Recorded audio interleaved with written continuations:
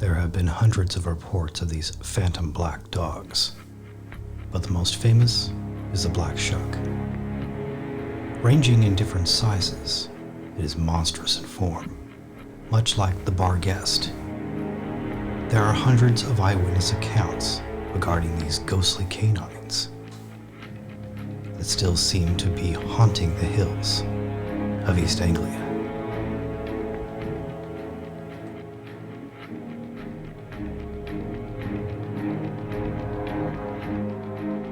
There are many sightings of the black shuck and other phantom hounds over the last century, perhaps too many to mention. However, there are a few particular cases that are noteworthy. In 1961, Tom Starlings had his own encounter, a story that he shared that he had filmed at his home in Sheringham. Old Shuck, yes, I see him, I should say, about 30 years ago. And where I see him was coming from Salthouse into Kellen. What a wonderful night it was. I always remember the moon was at its fullest. In fact, I'd never seen such a beautiful night. And as I was pushing the old bike, I heard these rattling of these chains. And I thought to myself, oh, well, that's nothing. That's just a matter of a horse straying off the marshes. And that kept coming nearer and nearer. And I thought to myself, well, I better stop here and let it pass. Well, as I got on the corner and I let it pass as I thought, and it was past me as a form as a great big black shaggy dog. And do you know what? There was a gate dead opposite, and that passed through this gate. Well, being inquisitive, I thought to myself, well, I'll see where it's gone. Well, when I got to the gate, that never had been opened. So I said to the villagers the next night when I got there, the whole story, and they said, well, that's nothing. That's what they call Old Shuck. He roamed these roads pretty frequently. He's been seen many a time. But I said I'd never see anything like that before. For centuries, phantom hounds have cropped up in ghost legends. At night, demon dogs haunt lonely country roads, fens, graveyards, and old gallows sites. They are considered to be very territorial, guarding anything they claim as their own. Folklorists account for 200 to 1,000 eyewitness sightings over the last 200 years. Our next account takes place in 1934, where a Bungay townsman taking a morning stroll had an encounter that will forever haunt him. My name is Benjamin Cobb. I live in Bungay, Suffolk. I've lived here most of my life. I was out for my usual morning stroll. I take this path every day to settle my nerves. I help run a potato farm a few miles north from where I live. The work is quite challenging, so I made it a habit to take strolls to help ease the tension. You know, it's good for the soul, or so it's been said. My walk, it usually takes me through a nearby cemetery. Most people find that odd. I just find it calming, you know, like peaceful. There are these crazy superstitions around these parts. Folk stories that have been told through the years. Stories of phantom riders with hounds having large saucer eyes. Most people would just dismiss it, you know, being nothing more than utter nonsense. I guess I feel the same way too.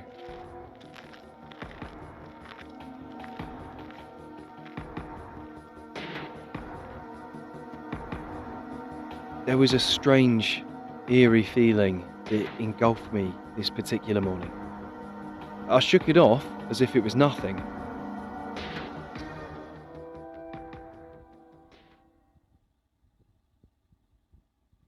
But as I approached the gravel road, I heard what I can only describe as a dog's growl, only so much more Hello? monstrous. Is someone there?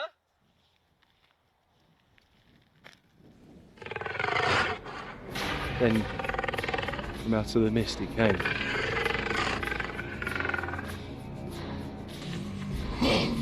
Good Lord! I was absolutely terror-stricken to see this monster in front of me.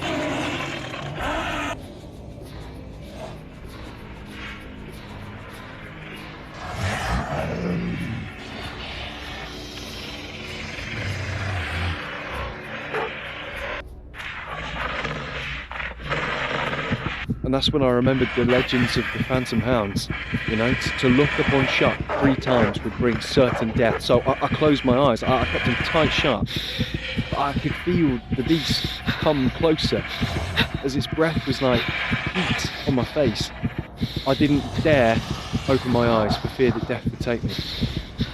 I listened. And as I listened, this thunderbolt struck the sky, and then I couldn't resist it. I slowly opened my eyes, and the beast had just gone.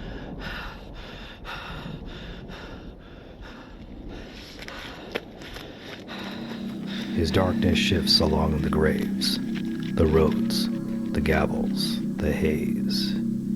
The shallow chains can be heard when near, a glimpse of hope or a glimpse of fear. And if you should cross his path, keep your eyes shut, for you have met the beast known as the Black Shuck.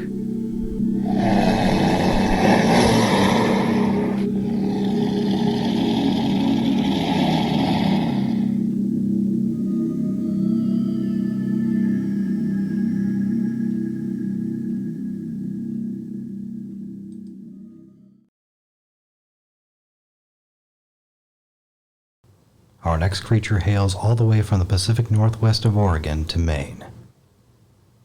It is unlike any creature ever mentioned before, with organic whiplash-like arms. It is a menace to all lumberjacks who dare to venture into its territory.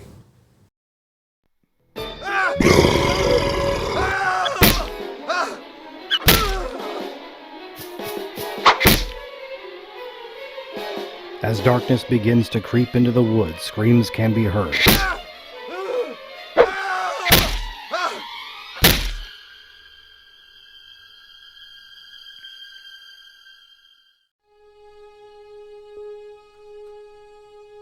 A bludgeon strike from behind. A lumberjack frantically clings to life. The culprit unknown.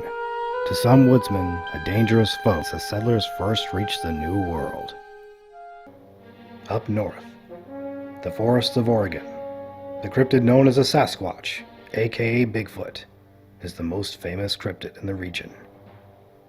However, there is another local legend that has been passed down. Through the lumberjack legends, tales resides of a creature least known to cryptozoologists, more known to woodsmen, and more dangerous than any Sasquatch. It is called the Argopelter, the agricultural menace. More than 61,000 Oregonians employed by the forest sector depend on the state's forests for their livelihood. Such is the role for the axemen, also known as the lumberjack.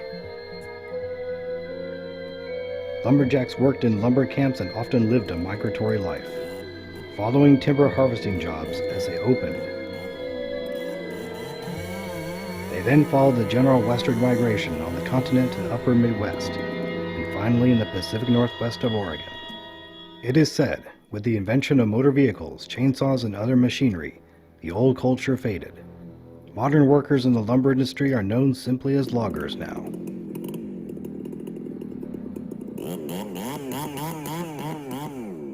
Cutting down a tree, also known as felling a tree, requires careful planning and a high degree of skill. The woodsmen have a saying, over and under, over the log and under the cable. This action would help prevent dangerous accidents from occurring. It was not uncommon to find a woodsman alone while chopping. All the while progress of forestation took place, the woodsmen were unaware something was watching them. During the 1930s, a widespread panic gripped the logging industry. Rumors of a tree menace attacking and killing lumberjacks.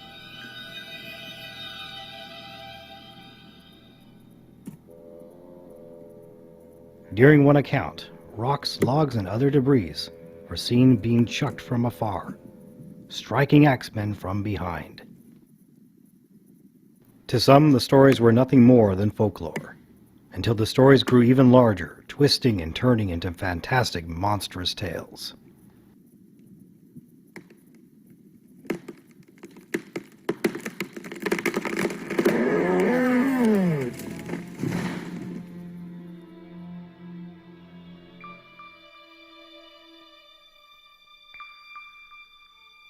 creature was hailed as the Argo Pelter, a dangerous foe to any lumberjack who dare venture on its territory. During the early part of the decade, woodsmen were warned not to cut too far out of their sector, for fear the Argo Pelter would exact vengeance. Unfortunately, some did stray, much to their demise.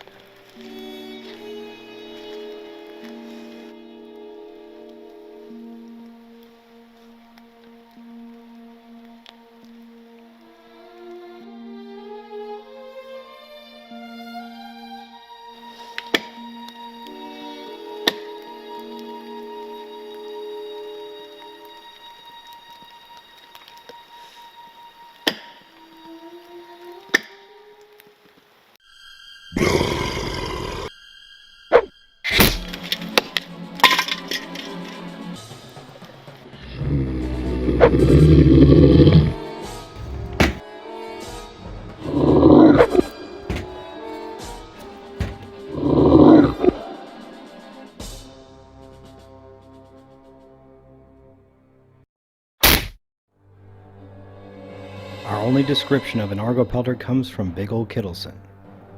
During the Great Scare of the 1930s, Kittleson was logging near the St. Croix River. The Argo Pelter has the villainous face of an ape, on a sinewy little body, with incredible powerful arms like organic whiplashes. The creature had no hands.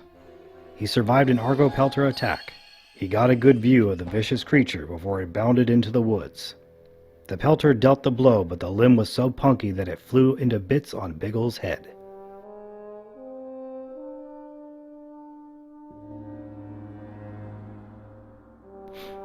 Aside from the incidents, it is noteworthy to mention a book that was later published, titled Fearsome Creatures of the Lumberwoods by William Thomas Cox. Cox was a state forester and a commissioner of conservation. The book chronicles the history of the Argo Pelter. Argo Pelters subsist on a diet of owls and woodpeckers. As these birds are sadly being exterminated, the Argo Pelters themselves are getting scarce.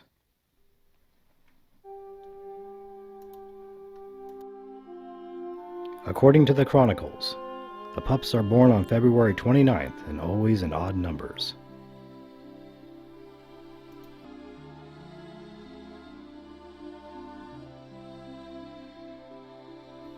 Further north, northwest of Hampshire, lies the city of Bangor, Maine. Here, the lumberjacks are remembered. Famous heroes like Paul Bunyan, claiming the city as his birthplace, while establishing a bit of celebrity all his own.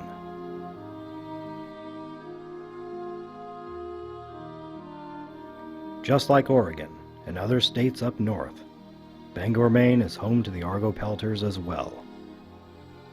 Bangor sits on the west bank of the Penobscot River.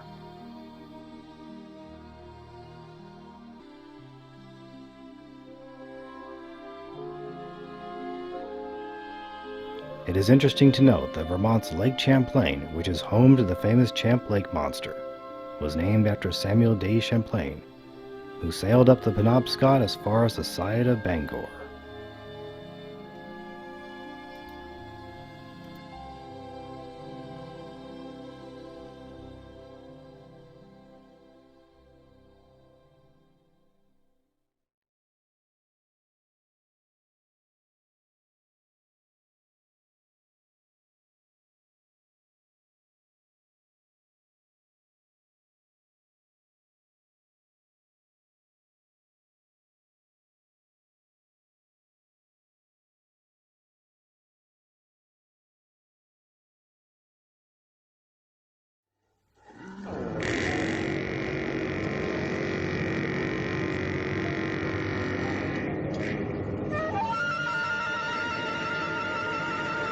Remember this one? I know I do. It was enough to give me the creeps back in the day. Still, how much do you know about the word gargoyle? For many, space and its exploration are the source of a constant wonder. We often find ourselves looking up at the stars, pondering the mystery of space and time. In 2014, a book was published called True Stories of Space Exploration Conspiracies. The book's author. He has been on many television shows, including Travel Channel's In Search of Monsters, History Channel's Unexplained, Ancient Aliens, and Monster Quest. Nick Redfern is a regular guest on Coast to Coast AM. He currently resides in Arlington, Texas. In his book, Nick introduces us to many stories that he has done extensive research on, such as implications of the alien kind, the Area 51 connection, and a particular intriguing story found within a Chapter 13 of Monsters of NASA.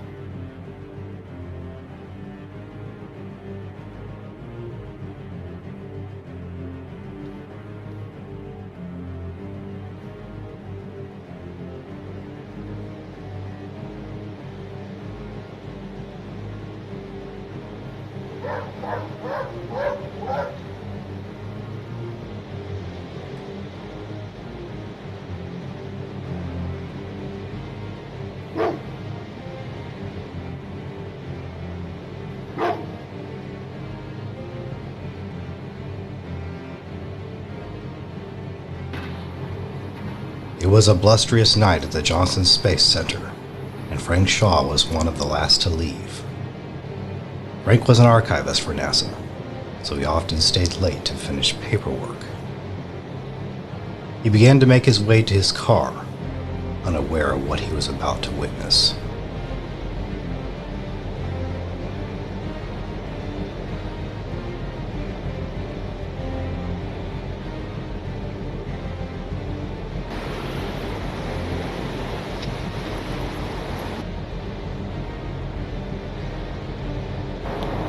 His keys fell to the ground. When he reached down, a sudden feeling of dread engulfed him, as if he was being watched.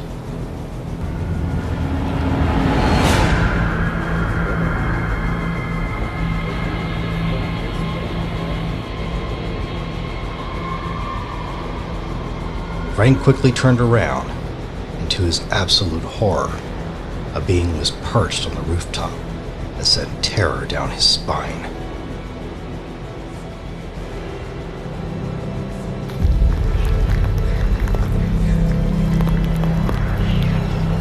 He was frozen in fear. Gaining as much strength as he could, Frank bolted for his car, never once considering to look back. He could hear the crackling of its wings behind him as it closed in. Come on. Come on! Frank was beside himself. His mind frantically searched for answers, but there were none. What was it he had seen? How could it be real?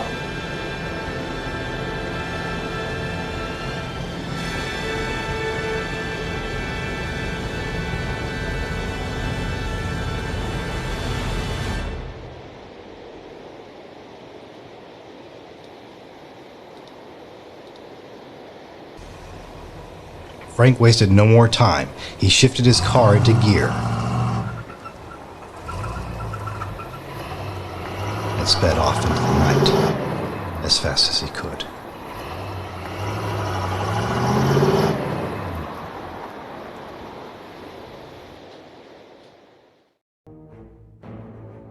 The word gargoyle comes from French gargille, likely meaning throat or gull or even gutter. There are also other words similar, such as gar, which means to swallow, hence the word gargle. The words gargle and gargoyle have the same root origin. To make the stone figures look more appealing, they were made as grotesque. In other words, they were built to depict some sort of creatures. Naturally, they became so popular that the word gargoyle became popular in common language. The original purpose of these stone grotesques was to funnel water away from the architectural structures. Without them, damage would occur from within as well as without. Still, why the need to depict monstrous creatures? And why are they placed on Catholic churches, places said to be temples of worship to Yahweh? Lore states gargoyles were meant to ward off evil spirits, but this notion is quite laughable, as if you could fight evil with evil. Just what exactly was the creature that Frank Shaw witnessed? There is no fossil record to support such radical winged fiends. There are a few whom would believe that NASA gargoyle may have been a harbinger or an omen of impending doom. Why entertain this concept? Was it a warning? Or was Shaw's gargoyle merely a spectator, a creature that feeds off of fear and destruction? The event that followed 3 weeks later in January of 1986 could potentially add clarification to this terrifying belief.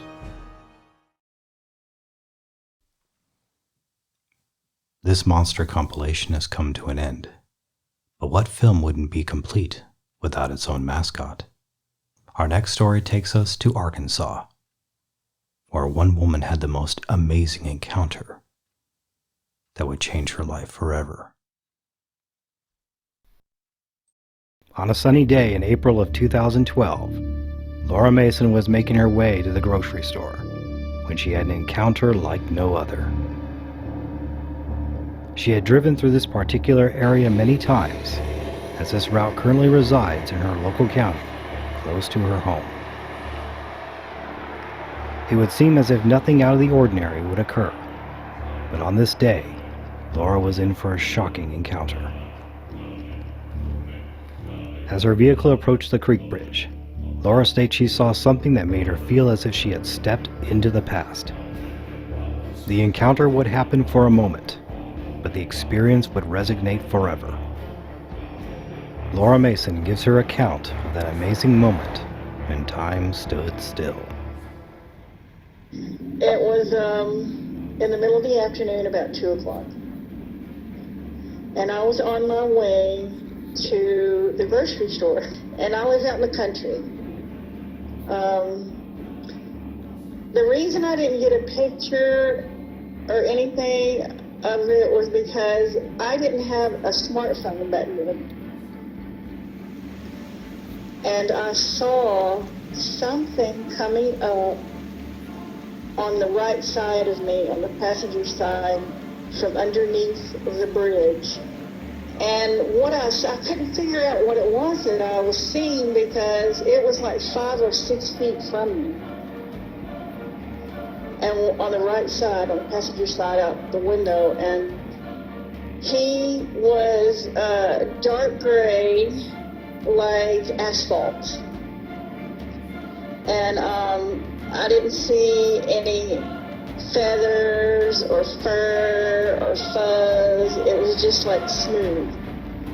And I was the only vehicle. Mine was the only vehicle at that time of day.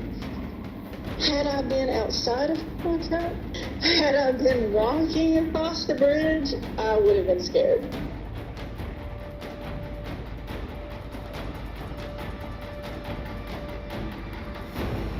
A living pterosaur in the state of Arkansas?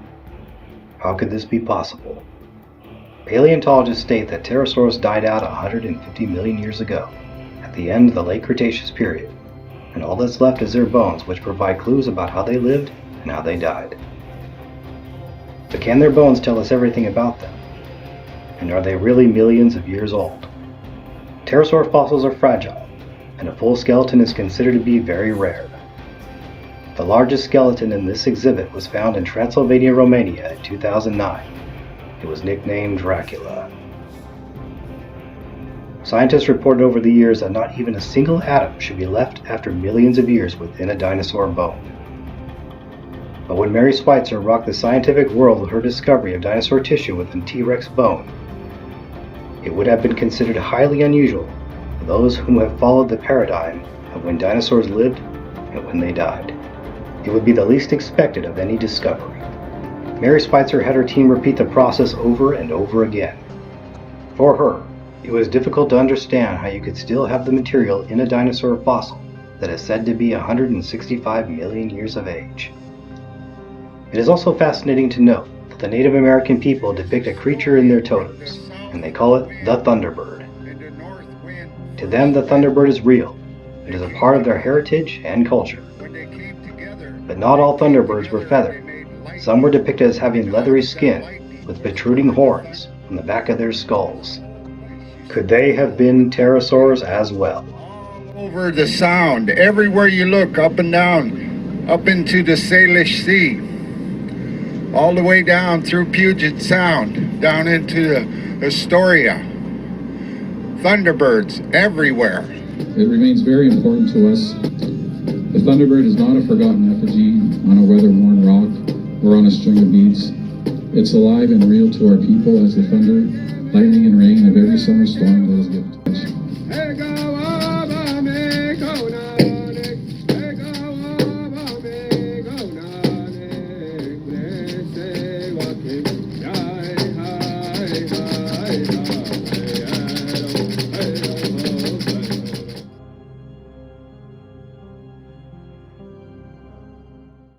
In Papua New Guinea, the natives refer to a large flying creature as the Ropen. It resembles a pterosaur species.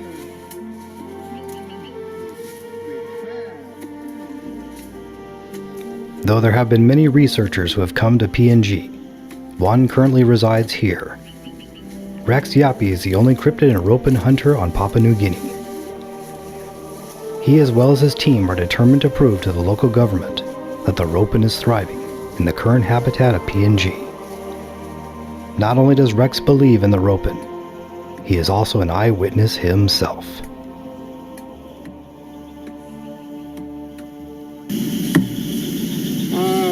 This is Ropen Hunter Expedition 2019. We are coming on live all the way from Mumbai Island. This is my team. I wouldn't know. Tomorrow when the weather is good, we will be going the other part of the mountain range to do the filming and all this. So right now we are winding up because the time is already clock 5:30. So we are going back home. So thanks for staying with us all through this session, and then God bless you all. Thank you.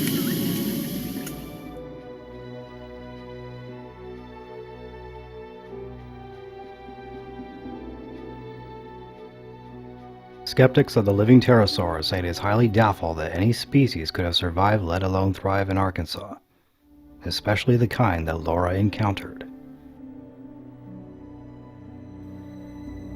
According to the Smithsonian and National Geographic, there were literally thousands of species of these amazing reptiles. Yet the debate is simply this: if there was one, then there would have to be more, perhaps even a colony, in order to survive. Thus, more and more people would be seeing them. So apparently over in Texas, there's something out there that people are seeing as a pterodactyl, but there's no way that it can be a pterodactyl.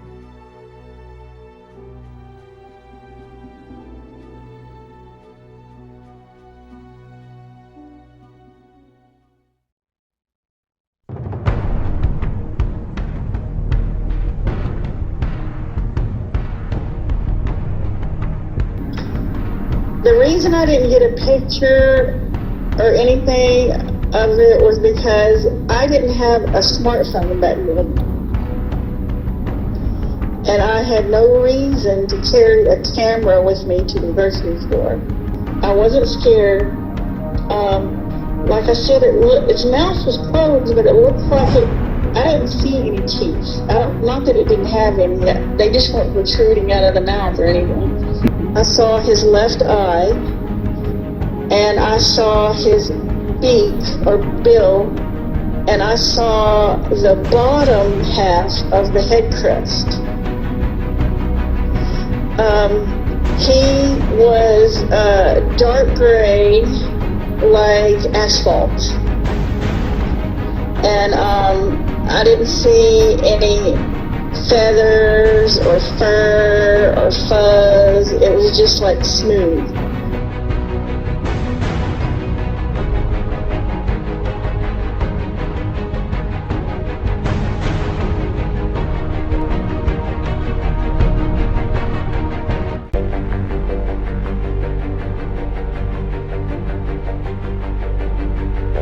For the majority of people residing in small towns, they wouldn't expect to see something thought to be long extinct especially on a clear, sunny day.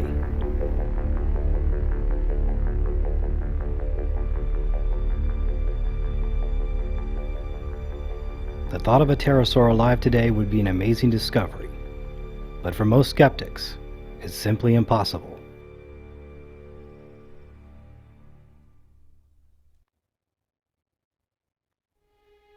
For Laura Mason, they are alive and well.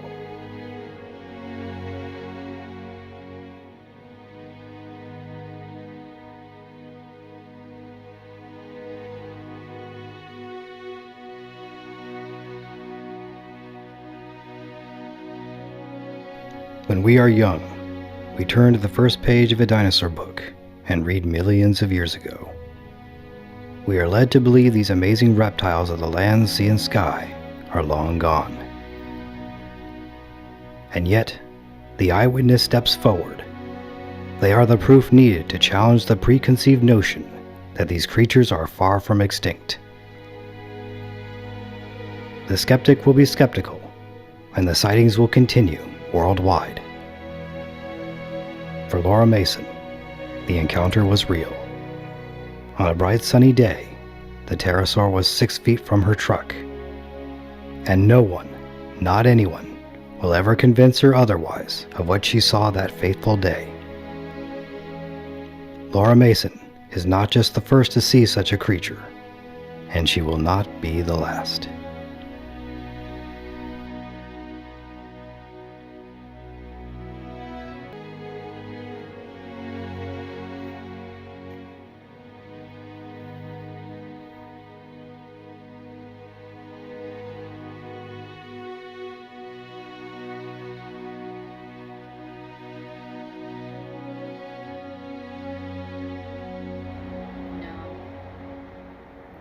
That's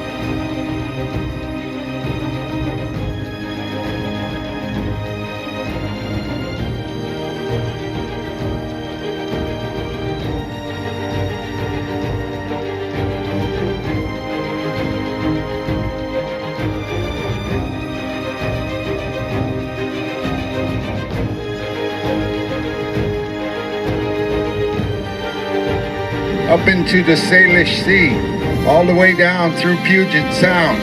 Thunderbirds everywhere. When Thunderbirds first came into being, they were created